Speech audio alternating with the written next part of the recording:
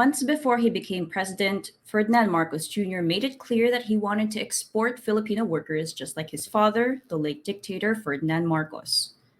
Under the term of the senior Marcos, labor export became a pillar of economic development. Today, overseas Filipinos are sending billions of dollars in remittance each month.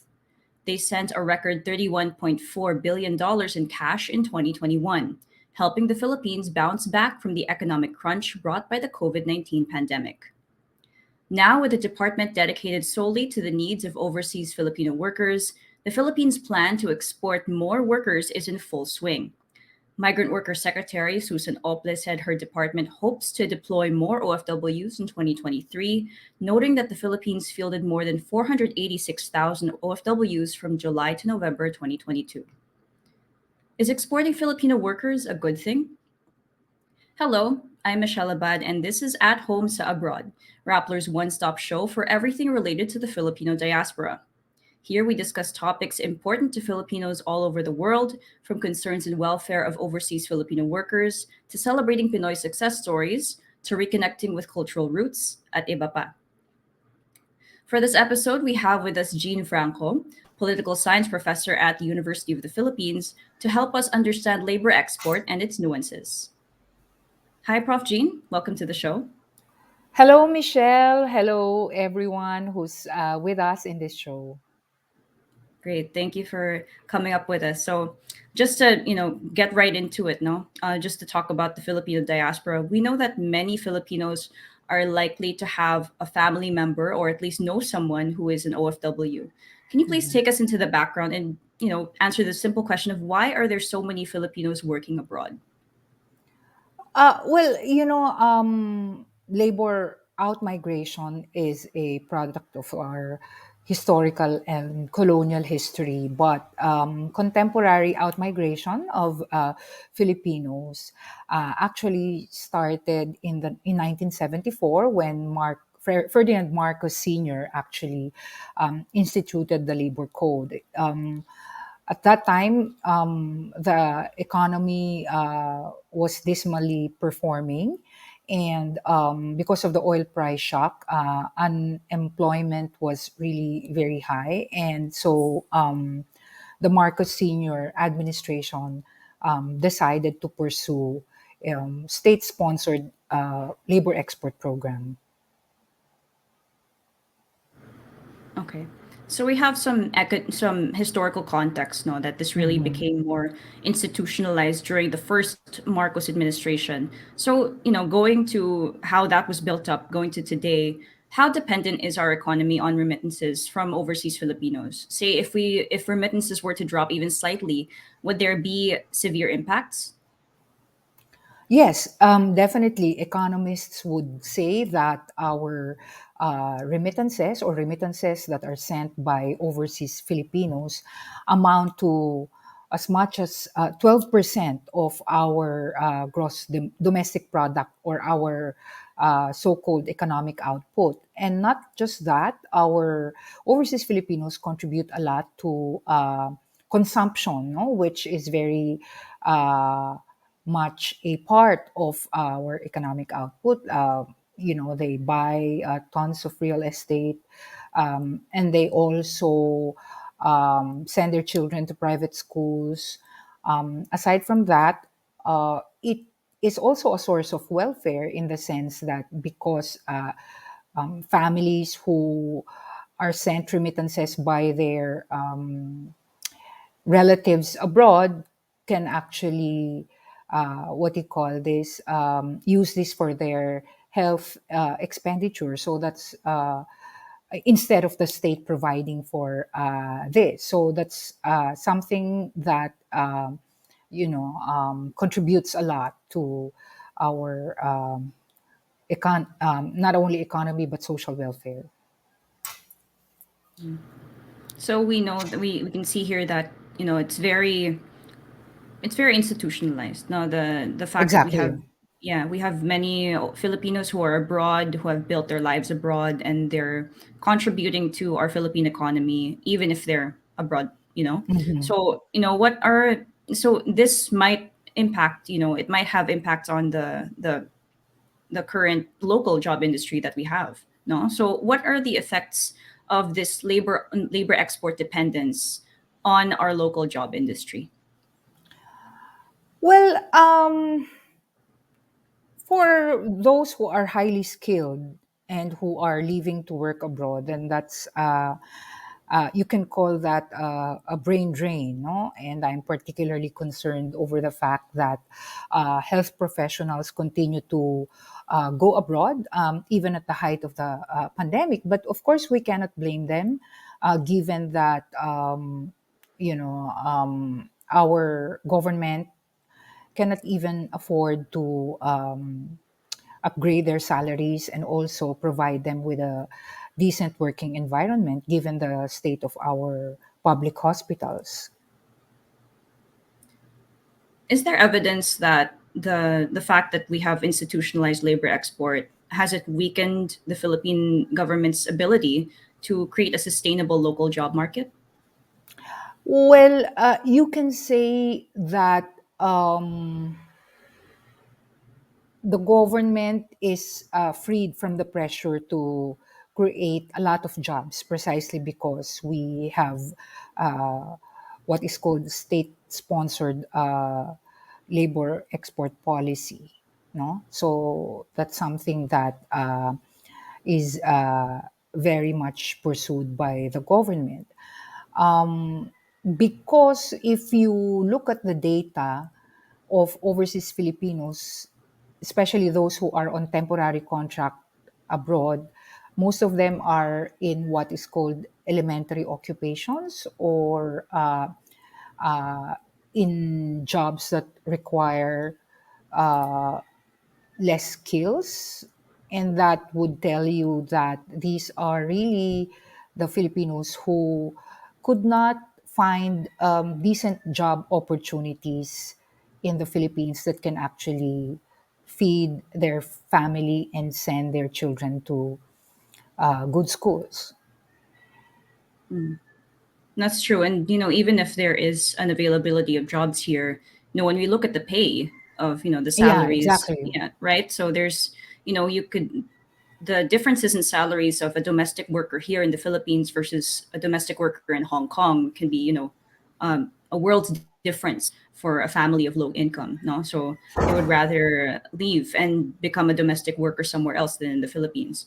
So, speaking of, trying to look at it more in a micro level, what are the effects of OFW remittance dependence on OFW families themselves? Well, on OFW families themselves, then they are able to purchase private education. They are able to, uh, overcome poverty, or they are not necessarily poor anymore because of the remittances sent. They are able to afford out of pocket health expenditures. Of course, there are studies that say that some families who are remittance dependent no longer, some members of the family no longer seek jobs because anyway they're remittance dependent. But there are also instances or studies indicating that some families actually encourage members of the family to actually educate themselves and later on become OFWs themselves. So it's actually a mixed trend because you also don't know whether those who are no longer seeking work are actually not doing so precisely because they know that they cannot find jobs here in the Philippines. And then there's also that ongoing conversation, right, about the weakening peso and how Yeah. sometimes the remittances might come larger as the peso weakens, but also it's still offset by the fact that there's rising prices everywhere and inflation. So even if they're getting more in remittances, it's somehow offset by the rising prices. Yeah, yeah, and Mhm. some of these who are no longer seeking jobs here may actually just be awaiting, um, or seeking jobs abroad. No, so they're just probably awaiting for the time that they can already leave. So they're no longer seeking jobs here, but they're probably seeking jobs abroad, just like their relatives who are sending them remittances. Right. Right. So you did mention something earlier about how many Filipinos abroad are employed in elementary occupations. So just a little bit of background on that. The Philippine Statistics Authority found that 4 out of 10 OFWs in 2021 had elementary occupations, which the PSA describes as the performance of routine tasks like cleaning, restocking supplies, simple tasks in food preparations, and deliveries. So why do you think the Philippines has become a major supplier of this market? Well, because we have a big labor surplus, meaning to say there are lots of Filipinos who cannot find jobs here, and that's why they are able to, or they seek jobs abroad. That's one. And these Filipinos are not necessarily less educated, no? Some a percentage of our Filipinos working abroad in elementary occupation, some of them are actually college graduates, no? And that's because also of the fact that our higher education institutions churn out a lot of college graduates every year who are unable to find jobs here in the Philippines.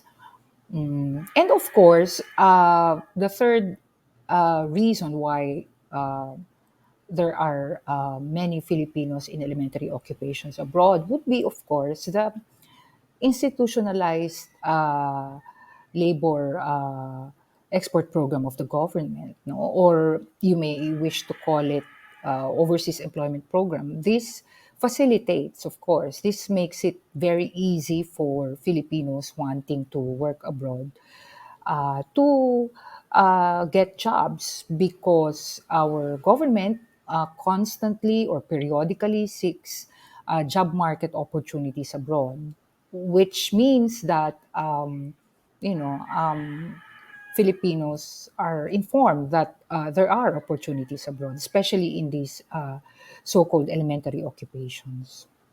Mhm. I'm gonna go a little bit back to what you said about how there are some college graduate Filipinos who Mm-mm. choose to go into elementary occupations. Mm-mm. Can you help us understand um, what goes into that decision, and is it a matter of limited opportunities? Is it a matter of the quality of education that our Filipino students have? Like, let's say a Filipino graduated with a degree in education, but Mm-mm. they decided to go into domestic help, or they graduated, they're a doctor here in the Philippines, but they go into nursing abroad. Why does that happen? Like, they whatever they're qualified for here in the Philippines, sometimes there's a downgrade when they go abroad for work. Mm-mm. You know, one thing that we should point out is that migration decisions are not just individual decisions. It is also a family decision to mitigate, the risks of falling into poverty, or to manage, no, their daily and monthly expenses to send their children to school, or to provide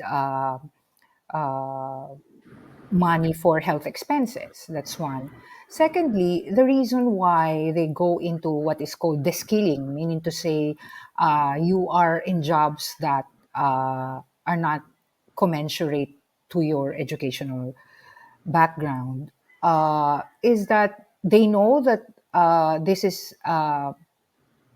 in demand abroad. So, and because it's high paying abroad compared to the pay here. For example, you're a doctor. It's also very, what you call this, expensive to become a doctor here in the Philippines. And it's not easy to also launch a private practice. It's also costly on the part of the doctor. You have to put up a clinic, buy equipment. So it's not very easy to recoup your family's investment in becoming a doctor. So that also encourages, and it's not also easy to go into government service because the pay is very low and the working conditions are dismal. So what happens is that these doctors try to seek jobs abroad, but then there is no demand for doctors, mainly because of immigration policies or their what do you call this, the profession of medicine is largely regulated in their countries. So, and that the only way that they can enter that country is to be a nurse. So that's what happens, no? For education majors who turned into caregivers or domestic workers abroad. Um, well, mainly because the salaries of of private school teachers are quite low. In fact, over the years, the salaries of public school teachers are now much higher compared to uh, private school teachers. So, and that also tells you why some people just go abroad to work as domestic workers. Yes, that's true. Some of them may have actually not qualified, no, for certain teacher jobs here in the country, and they know that it's very easy to land a job abroad as nannies, as caregivers, or as domestic workers. So they do that. Mhm. Apart from the fact that there might not be demand for certain positions that the Filipinos are actually qualified for, do you think that this de-skilling is also, it could be a call to the Philippine government to step up its education system so that when Filipinos graduate as doctor, they pass the exam to become doctors or teachers, they become more globally competitive? Do you think that's like a call to the Filipino government that this is happening? Mm, well, it's not that easy I mean, yes, improving the quality of our uh, education is, you know improving the quality of our educational system is just one solution. The other solution would also be to prop up our health system, because that's where the doctors would go, no. And you know without doing that, it's very difficult even for the best doctors to actually, not be incentivized to go into nursing jobs if they don't have opportunities here in the country. So I mean, it's a multi-pronged solution. And it's also something that would need a lot of resources and a lot of political will and a coherent policy direction on the part of the government. Mhm. Okay. I'll go back to something that we talked about earlier on elementary occupations. So, some people would rather, they might say that they would rather be doing these elementary occupations in their home country instead. We have Filipino mothers who are taking Mhm. kids in that are not theirs. Meanwhile, they have kids at home that grow up without them. So, Mhm. is there evidence to show that Filipinos in these elementary occupations have needed to leave more out of need than want? Yes, of course. It's really out of need because they wanted to provide for their families. And if you talk to some of them, they will not, they will not leave if they just have a salary of, ranging from 20 to 25,000 a month. No, they will not leave their families. But Michelle, I would just like to point out that it's very interesting that when men started living in the 70s, to work as construction workers in the Middle East, no, the so-called social cost of migration was not really talked about. it was only when women started living abroad to work as domestic workers, nannies, and caregivers that, the discourse of social cost was heightened. No, and that tells you that migration discourses are very gendered, meaning to say that because of our norms, traditional norms regarding how we regard women and their roles in society, this actually shapes, the way we see the work of women leaving their families to work abroad. No, so that's something that should be pointed out. No, it's not the fault of women for leaving abroad to work. They do this for their families, and there are also fathers who can take care of them here. So it should not be blamed on women. Yeah, that's very interesting. Actually, I remember in a previous episode of this podcast, I was talking to Ana Santos, who is a freelance journalist on who also covers labor migration, and she Mhm. did also mention this gendered perspective on labor Mhm. migration. That Mhm. when fathers leave, they're seen as providing for the family. They're Yes, fulfilling their exactly. role as fathers. But when mothers leave to work abroad, they're seen as betraying their family or betraying their roles that they're Exactly. expected to do. No, so let's look at the fact that it's very interesting that you said that social impacts of labor migration really started to be talked about as soon as women Mhm. started to go out of the country. And we know now that we have data that shows that more Filipino women, for more OFWs, are in fact women. So do Mhm. we know the extent of, is it possible to measure the extent of the social cost of labor export? There have been studies addressing or trying to um, look at this at the social cost, but they've been mixed. No, there are findings that say that that sort of debunk the idea that, for instance, children will become juvenile delinquents if they are parents of if their parents are OFWs. In fact, some of them don't become delinquent. So it's really mixed, no? And there are also indications that families try to compensate, no, by way of technologies that we have today. We have Zoom, we have Skype, we have Facebook Messenger, technologies that they can use. No, it's called transnational parenting, transnational motherhood. That's what scholars would say. That's the strategy that migrant families are actually doing as coping mechanism. So I wouldn't just say that if parents are working abroad, their children are necessarily going to be bad people. I would not say that. And it's also a pity, no?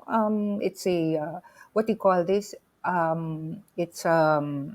It's very telling, or it's an indictment of our society that if we have to choose between working abroad and leaving your family, or being very poor that you cannot send your children to school, no, I hope that someday Filipinos will not you know be able to be confronted with that choice. Mhm. So because of the Philippine dependence on Hmm. labor export as well as the social cost that comes from the policy, there are progressive migrant groups who are vocal in their stance that the labor export policy should stop.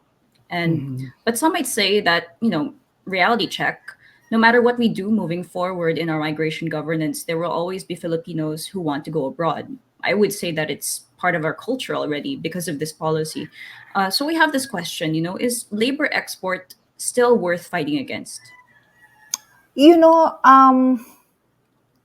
we need to encourage safe and fair migration, which is what the United Nations is advocating. Meaning to say, if people choose to migrate, governments around the world need both migrant receiving and migrant sending states need to be prepared and make the necessary policies and programs to observe the rights of workers, no, so that their entry and exit and their working conditions are safe, no, and fair.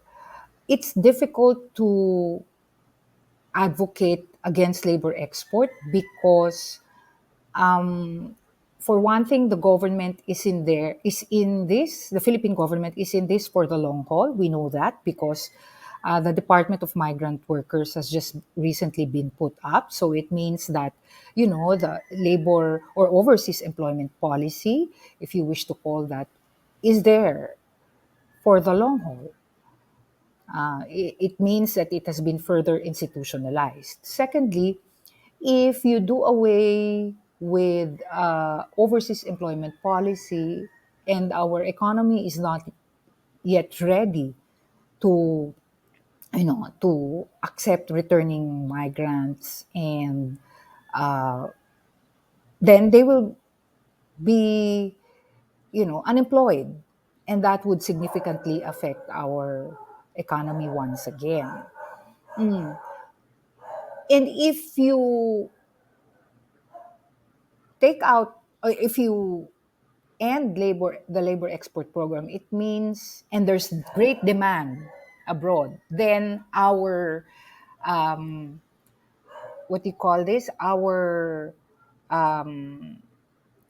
kababayans abroad would no longer be protected because the government will not be there to protect them. I mean, if there's no longer labor export, it means that the government will not spend as much funds, or as they will not put up financial and human resources anymore to protect our migrant workers abroad. So it's not as easy as it sounds to reject labor export, no?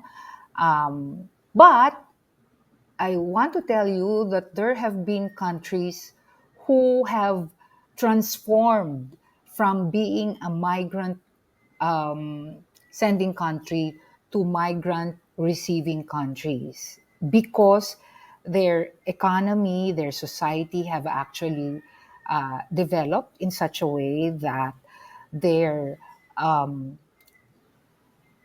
citizens started returning and investing or working in their own country when their economies actually developed. South Korea is a perfect example of that. So there's light at the end of the tunnel. At the end of the day, it's still up to the government to continue working hard to improve the economy and to see to it that the improvement will generate jobs, so that when people need to go abroad, they do so out of their own volition, but no longer because they could not find decent jobs here in the Philippines. It's interesting that there, is a blueprint available, which is good news, for the Philippines. That countries like South Korea were able to lessen dependence, if Mhm. I'm understanding that correctly, Mhm. on their labor export, and instead, they become a little bit more self sufficient, and Mhm. that's good news that there's a blueprint. So. You talked earlier about how the DMW, Department of Migrant Workers, was just put up recently. Mhm. So since labor export is so entrenched in our economic strategy, and this particular administration only plans to enhance it, migrant rights advocates, might be lost, especially the ones who are fighting against specifically the labor export Mhm. policy. So, is there any advice for the advocates on how to lobby and navigate through the sector, balancing economic needs of the country while also lessening our dependence on labor export? I salute migrant rights activists because without them, we wouldn't have these rules, these programs that would seek to protect or that are actually protecting our migrant workers, especially women. And I salute them. They've worked very hard. But I also think that aside from seeking protection, we should also scale up our what do you call this, our advocacy, or our what do you call this, call to the government to scale up its job generating programs so that we can finally, slowly, painstakingly overcome our dependence on overseas employment. For instance, one very good program of the government that I think was launched within the past 5 or 6 years would be the, what do you call this, call for domestic workers in Hong Kong, for instance, to, and those who have what do you call this, backgrounds in education, to take the license sure exam for teachers. And quite a number have passed the exam. And so now, these people are already working here in the Philippines. So that's a program that can be considered, I think, a good practice. No? All right. I think we can end on that note. Thank you, Professor Jean, for your time. Thank you and see you. All right. Again, you're tuned into At Homes Abroad on Rappler. I'm Michelle Abad. Thank you for listening.